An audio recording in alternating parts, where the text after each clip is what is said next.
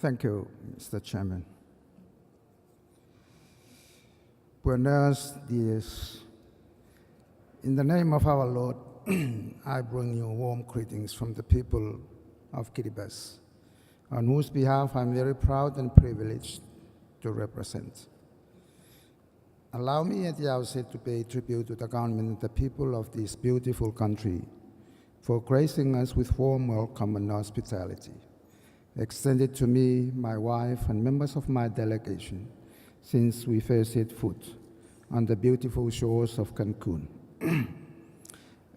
Excellencies, ladies and gentlemen, our gathering today is a testament of our shared experience, dilemma, and our ending attempt to forge partnerships, solution finding, and to stock take our previous efforts to address disaster risk reduction, taking shape in our various parts of our islands and communities.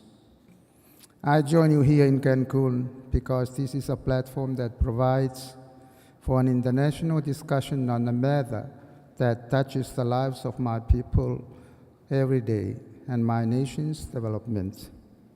Climate change is a significant factor contributing to the severity of natural disasters, with our people at most risk and most impacted.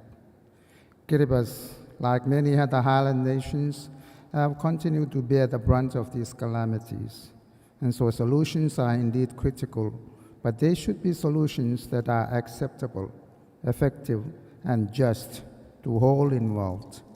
If there is to be action, it should be action that addresses the heart and root of the cause.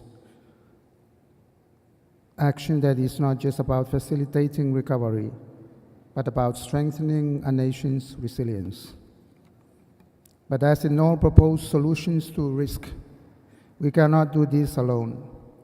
It requires partnerships that can produce outcomes that will reduce the degree of disasters. For small nations like Kiribati, we believe that scale-up financing of risk reduction and climate change adaptation initiatives are key in reducing our vulnerability.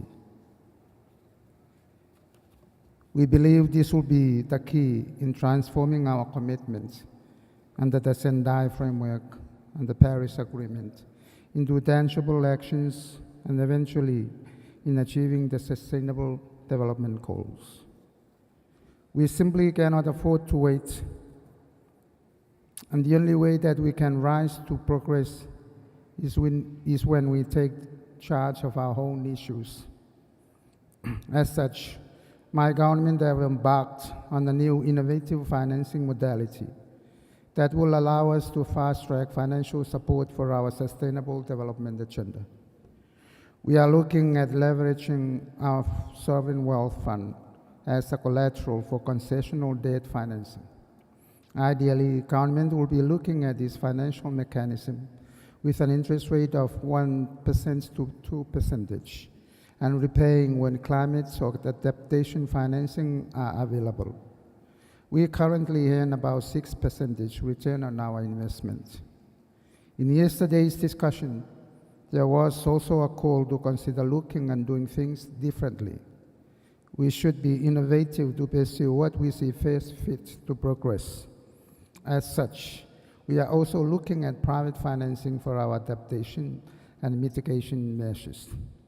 The Pacific Rising Initiative of the Coalition of Atoll Nations Against Climate Change is an innovative approach that involves public-private partnership to secure and mobilize private financing for climate change, adaptation, and mitigation.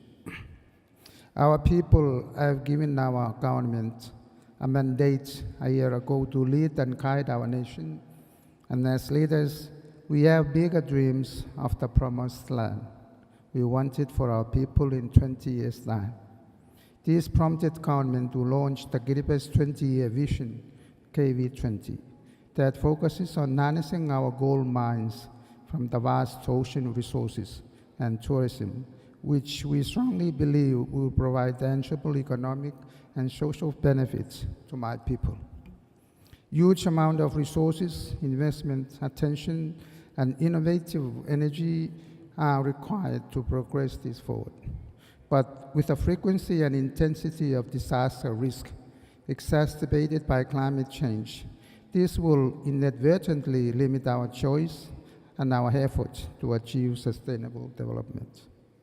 I have no doubt that the succeeding deliberations from here in Cancun will put forward a plan that will further accelerate progress and introduce innovative ways to strengthen our capacity to fast-track financial processes.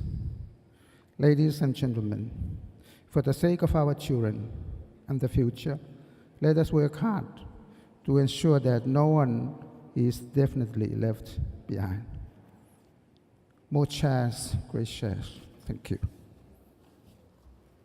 Thank you, His Excellency Taneti Maamau.